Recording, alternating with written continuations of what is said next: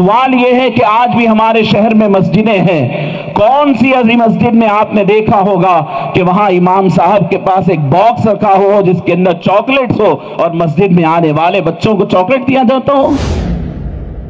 عام طور پر ہماری سوسائٹی میں ان بچوں کو بچے کہہ کر کے محفلوں سے ہٹا دیا جاتا ہے۔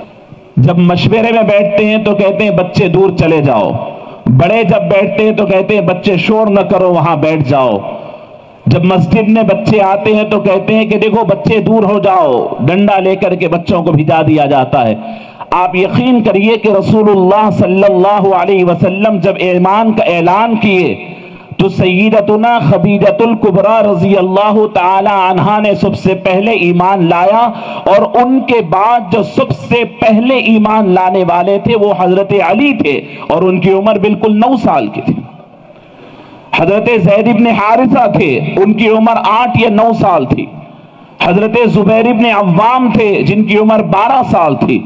یہ 12 سال کے بچے، یہ 9 سال کے بچے، یہ 8 سال کے بچے، ان کو آپ بچے سمجھتے ہیں، اور آج کے اس ایڈوانس دور کے اندر آپ بچے سمجھتے ہیں، جبکہ آج سے 1450 سال پہلے رسول اللہ صلی اللہ علیہ وسلم نے اسلام کے ایک ایک فرد کے طور پر انہیں گنا ہے اور ان کو شامل کیا ہے اپنے ساتھ۔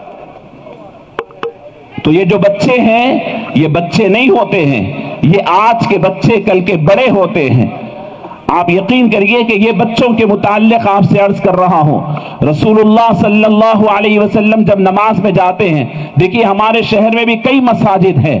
لیکن آپ دیکھیں حضور کی سیرت سنیں، حضور پاک صلی اللہ علیہ وسلم جب نماز کو تشریف لے جاتے تو اپنے محلے کے بچوں کو سلام کرتے ہوئے جاتے، ان کے سر پہ ہاتھ پھیرتے ہوئے جاتے، بچے حضور کے ساتھ گرویدہ لپٹ کر کے مسجد کو آ جاتے۔ رسول اللہ صلی اللہ علیہ وسلم مسجد میں بچوں کے لیے کچھ مٹھائیاں رکھتے، اور جب بچے نماز پڑھ لیتے تو حضور اپنے ہاتھ سے ان کو مٹھائیاں تقسیم کرتے۔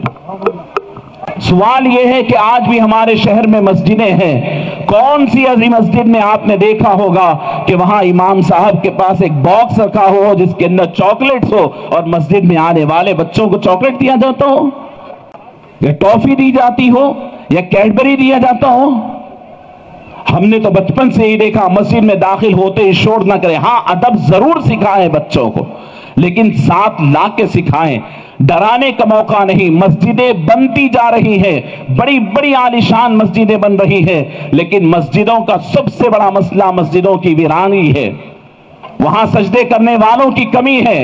اور مسجدیں ویران تب ہوتی ہیں جب مسجدوں سے اٹریکشن آپ کا کم ہو جاتا ہے۔ ایک بڑی فقہی بات آپ کے سامنے عرض کرتا ہوں، بڑے بڑے عالیشان مسجدیں اب بن رہی ہیں جن کی مینار بھی ہے، گنبد بھی ہے، قالینیں بھی بچھ رہی ہے، بڑے بڑے اس کے اندر رنگ و رونق ہو رہا ہے۔ رسول اللہ صلی اللہ علیہ وسلم کے زمانے میں مسجدوں کو ایسے بارونق کرنا اور ایسے قالینیں بچھانا اور ایسے نقش و نگار کرنے کی اجازت نہیں تھی، لیکن جیسے زمانہ آگے جاتا گیا علماء نے اس کی اجازت اس لیے دی کہ لوگوں کا ایمان کمزور ہو رہا ہے، ان کے بازاروں سے اچھی خوبصورت ان کی مسجدیں ہو تو لوگ اس خوبصورتیوں کو دیکھ کر صحیح، اس کی کمفرٹ لیول کو دیکھ کر صحیح اس کے اندر آئیں گے۔ اس وجہ سے مسجدوں کو خوبصورت بناؤ، اجازت دی گئی، حرمین خوبصورت بنائے گئے، اسی وجہ سے بنائے گئے۔